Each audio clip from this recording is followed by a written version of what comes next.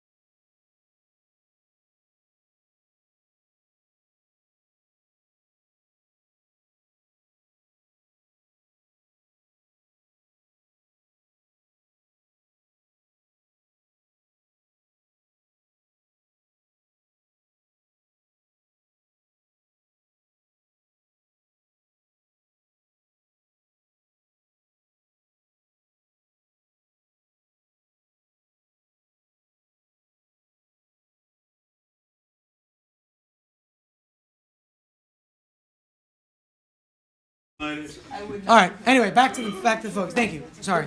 I had 80% at the beginning of the last period. In 2 periods, it went the whole thing down to 6. Well, yeah, you've been streaming. I'm airplane, yeah. That's a lot of Usually I can go a whole day on airplane. It doesn't die. On one battery charge, yeah. Whatever. All right. Now. Izzy, onions? So anyway, we're gonna talk extra loud now for Mr. Johnson. So when we look at these formulas, right? When we look at these formulas, listen. We've got this. We've got this. We've got this. Are they all equal? Say again, Are Paula? they all equal? Meaning? Those are equivalent. Yeah, the first 2 you could use either one of them. Yep. The number 1 you could use either of those 2. Numbers 2, 3, and 4 are different things, though. K is the constant, right? K is the spring constant. Correct. So there's our 4 formulas. Number 1 can be written either way, obviously, because you can just move tau and f, right? You can move the period and the frequency back and forth. So for a problem that we would use for this, I want to first talk quickly about the concept of what frequency actually is. And the reason I bring this up is because in the last couple of days, a lot of students have been confused with the problems in their text about frequency. Frequency can be many things. One of the examples the book gave was a person dribbling a basketball. And they said, okay, if the person dribbles, I'm going to make up a number. It's not the book number. If a person dribbles 20 times in 4 seconds, which is actually possible. Pros can dribble like 5 times in a second. They're like crazy fast with dribbling skills. But say they dribble 20 times in 5 seconds, it means they're dribbling 4 times in 1 second. 20 over 5 reduces to 4 over 1. That is the frequency, because frequency is the number of oscillations, vibrations, cycles, any of those words per second. So dribbles per second is frequency. Who taps their feet when they get nervous? Anyone in the room do that? Taps per second is frequency. What else? Heartbeats per second is frequency. Literally, the rate at which your heart is beating is beats per minute, usually, right? When you actually find the value. But beats per second would be a frequency.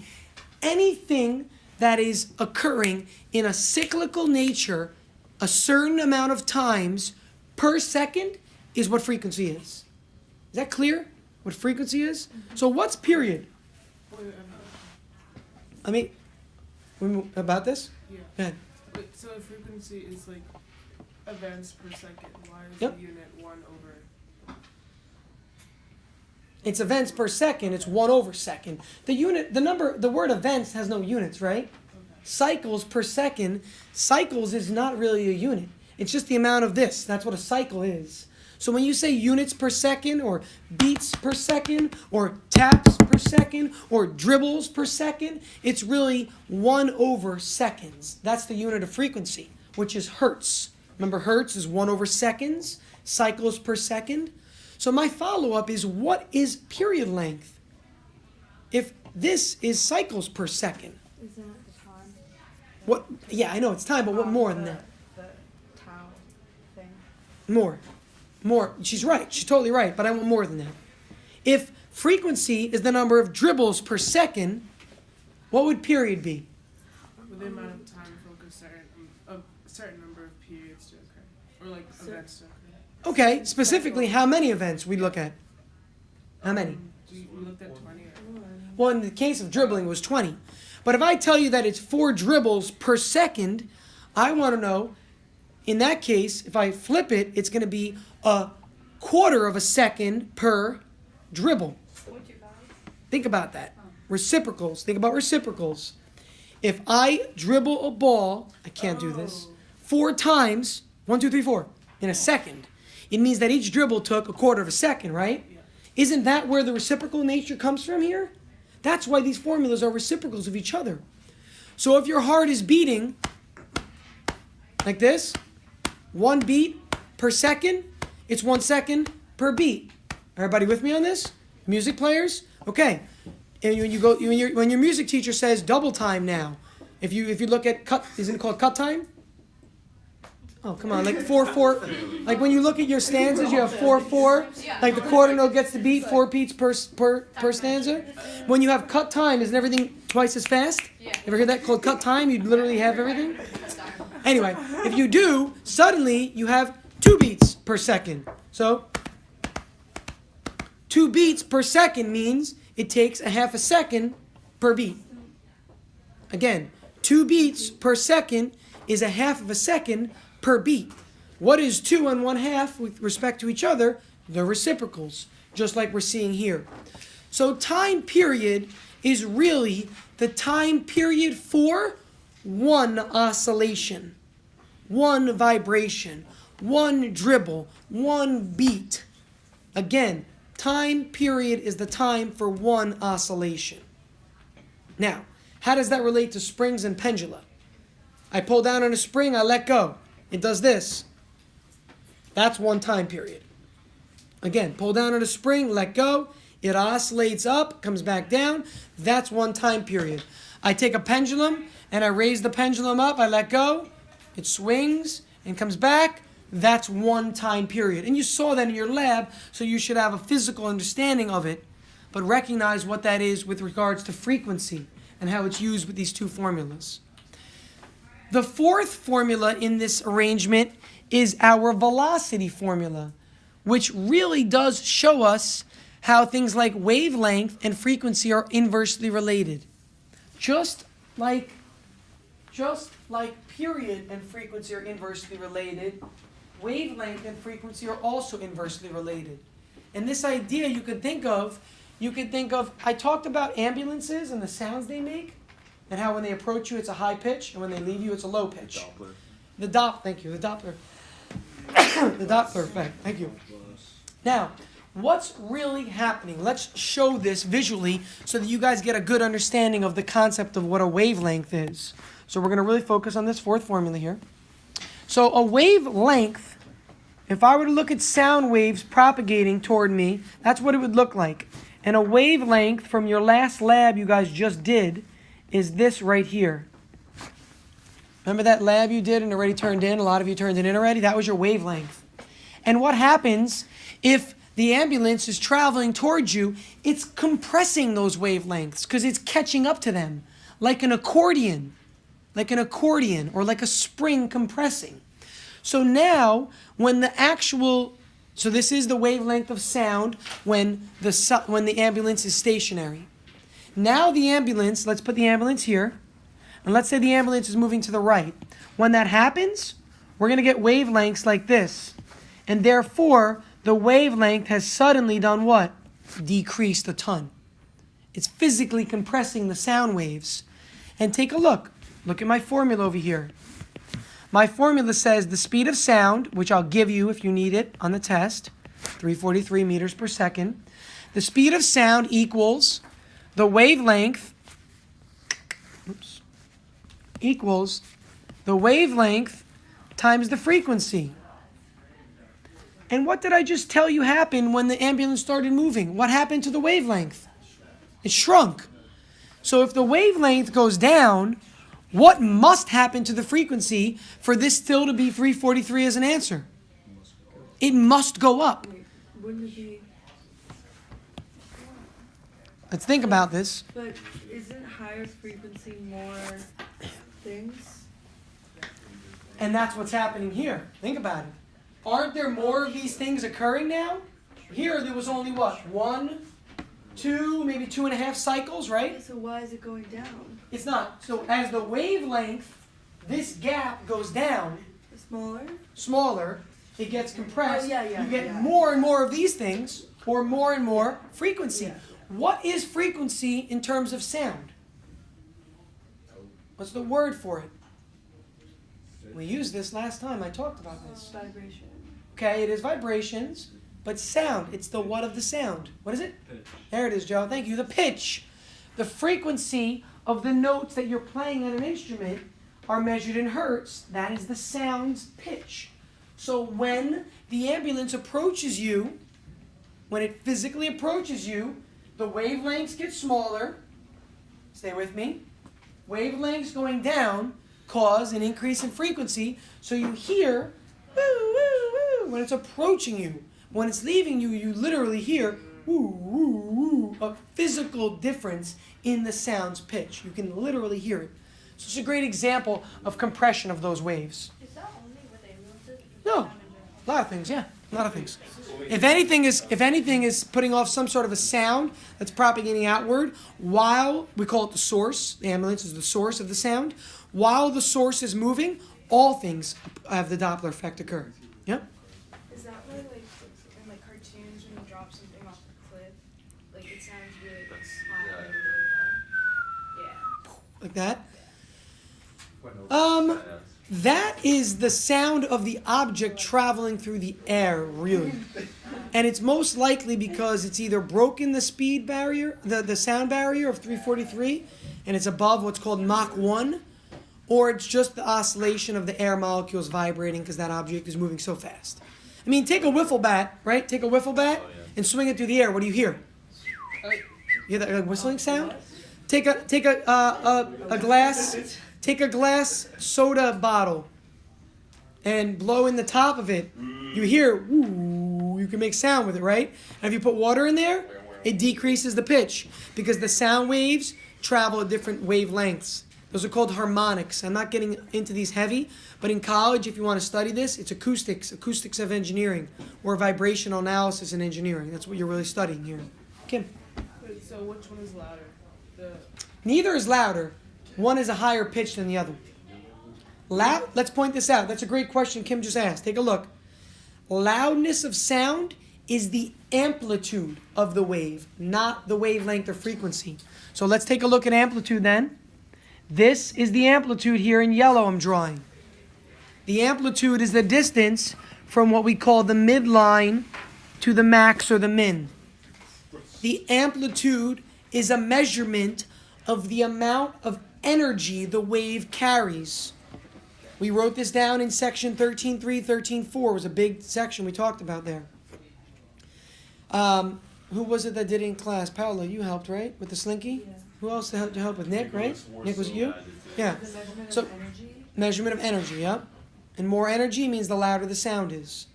So when I talk like this, when I speak very quietly, I'm giving the sound waves very, very low amplitude. Now, the frequency would just matter if I talk like this. If I talk like this, right, it just means the frequency is higher. I don't talk like that. That's weird. But if I did, that's what it would sound like. Now, if I just talk really loud, I'm not changing, God bless you, I'm not changing frequency, I'm not changing pitch, I'm not changing wavelength. If I talk really loud, I'm changing the amplitude because the amplitude measures the energy carried. More energy is a louder sound. The units for loudness is decibels. I'm not going to test you on that, but you should know that amplitude carries energy. More amplitude, louder sound. But the unit is a decibel. I'm not going to have you memorize that unit because we have not done any of the math with decibels. There is a lot of math with that. It's what's called intensity level. And there's also math to the Doppler effect. We didn't do that math in this section.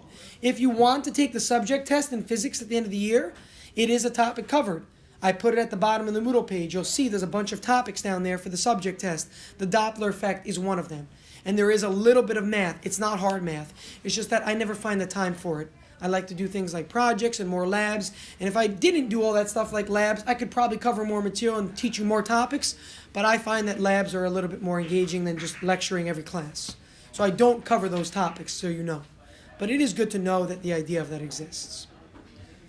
What questions? That's kind of my spiel for Chapter 8 and Chapter 13 of the topics that I wanted to just reiterate and go through again.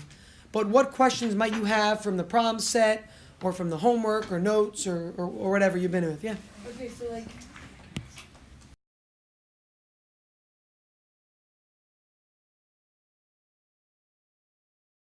So if I were to square both sides now, I can simply just do this. And I'm easily squaring both sides. This becomes tau squared. That becomes a 4. That becomes a pi squared. And that becomes L over G now. So if you want to, Paula, you could square it back here, right? You could square this side, and this becomes tau squared. But then when you square this whole side, you got to remember to square this, this, and make that 4 pi squared, which eventually is going to divide down here anyway to show up here. You see what I'm getting at? So if I squared this, this becomes 4, this becomes pi squared. How am I going to move it? Aren't I going to divide it eventually to get this by itself so it doesn't end up down there anyway? So whenever I solve problems that involve radicals, I instruct my math students, because I do teach math here also, to isolate the radical first. It just makes life easier. And then once you square it, it just gets rid of the square root. And those two things cancel, and I'm left with this. And now if I want to get g, I can take g and switch it with this entire thing. Remember we switched diagonally with the v equals x over t earlier this year? Remember diagonal switching? So diagonal switching, recall, is this. If I've got this formula here on the left in yellow there, I could switch t and v, and I could say t equals x over v. So what am I going to do in the bottom right is the same thing.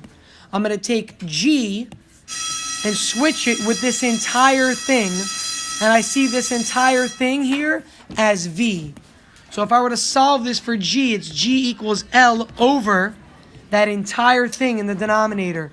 So when I do my calculator work, But then how do you do that? in my calculator, I just need to make sure I use the right parentheses. So if I were calculating this in my calculator, I would probably calculate maybe this first, get an answer, divide it into tau squared, get an answer, take that answer and divide it into L. That's how I would go about doing the math for that.